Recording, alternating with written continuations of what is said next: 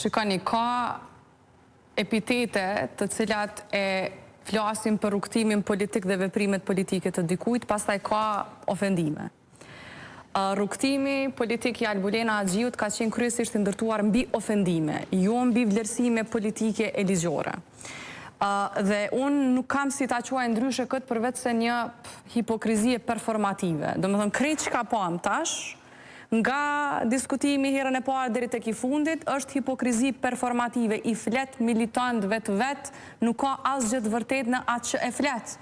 Pra kjo është, dhe unë do të ndalim shumë pak vetëm të një sekuencë me që kishte të bënde me mua, kur më thot në fund të vitit 2022, ti po i mbron dhunusit.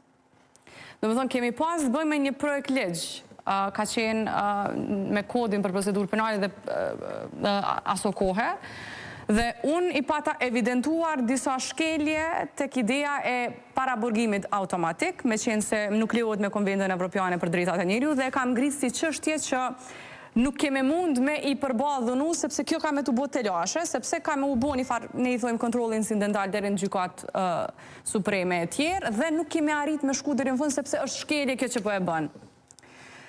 Natyrisht, për mu nuk ka qenë popullore, unë me marrë me imbroj që ka ndoshta përshikusin, ka mujtë me t'inglu si akuzumi aso kohë, për këtu e në ligjet, këtu e në konventat, kjo është kushtetuta, do më thënë nuk është në dorë tonë të zgjedhem qka të respektojmë qka jo. Dhe ajo ka dajnë në foltore më pas, dhe më ka thënë mua ti po imbron dhunusit. Qysh s'po t'vjen mare, ti po imbron dhunusit, unë i kuptoj avokatat, po ty s'po t'kuptoj tjere. Hipokrizia është që kanë përfunduar duke e heq pikrisht këtë pjesën që unë i kam thënë që duhet ta heqin dhe e kanë risjell më pas në votim pa atë pjesë. Po kjo është përfaq më së miri mënyrën se si këta funksionojnë. Domethënë për këta ligjshmëria nuk është obligative, është alternativ. Dhe ne themi që nuk ka asgjë alternative tek ligjshmëria. Ose duhet ta zbatosh, ose duhet të përballesh me pasojat juridike të moszbatimit. Viktor, sa gjithë ankosh që të japi fjalën të fundit.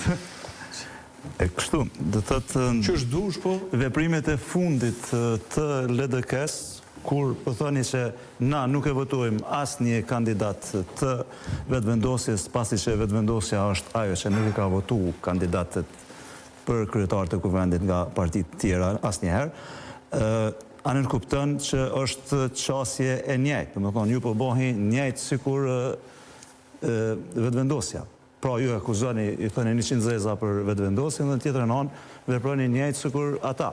E dyta do thotë kemi një devijim komplet të qasjes institucionaliste të LDK-s, pasi që ka vendosë që të qëndroj gjithsesi inaktive totalisht në kuvend, thotë që nuk e jap asnjë propozim, thotë që nuk votoj, thotë që nuk hy në asë një verzion, dhe thëtë për të ndërtu institucionet, kjo dhe thëtë, a mendoni që nëse ju e votoni, e gjeni një zgjidhje për kryetarin e kuvendit, atëherë ju hapet rruga që edhe ju ta keni kryeministrin, mandatarin për kryeministër, pasi që nëse vetëvendosja i ka veç 57 vota, atëherë kryeministri i mandatuari për kryeministër do t'i ketë vetëm 2 javë kohë që ta zgjidhë qeverinë.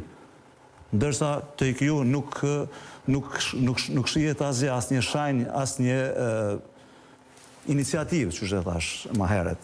Dhe e fundit që po më intereson, edhe vetëvendosja edhe PDK-ja i kanë përmend zgjedhjet si alternativë. Ndërsa kjo nuk është patë e LDK-ja. A është e përgatitur LDK-ja për zgjedhje, sepse mosvotimi ngërës institucional që në zgjedhje. A jeni të përgatitur për zgjedhje, a ju kënëvënojnë zgjedhjet? Apo bëhemi të njëjtë. Po supozoj që pyetjen po e parashtron për faktin që ne nuk po e votojmë kryekuvendarin, apo? A të kuptova saktë? Se asnjë kandidat nuk e votoni. Po, pra për këtë po flasim.